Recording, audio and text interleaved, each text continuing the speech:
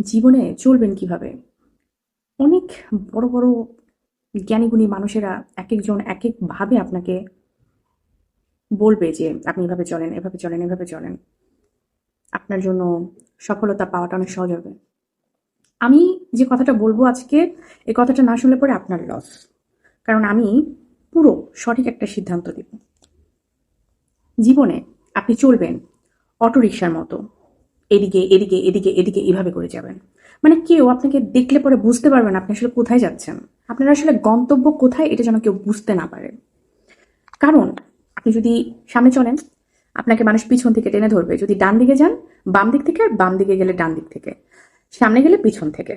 তার মানে আপনার ডেস্টিনেশন আপনার ঝামেলা। তার মানে আপনার গন্তব্য বোঝাই দিচ্ছে যে আপনি আসলে কোথায় হাঁটবেন এবং আপনার কনফিডেন্ট আরো বোঝাই দিচ্ছে যে আপনি কিছু একটা করবেন। এই জন্য অটোরিকশার মতন চলেন যে আপনার গন্তব্য আসলে কি সেটা কেউ বুঝতে পারবে না।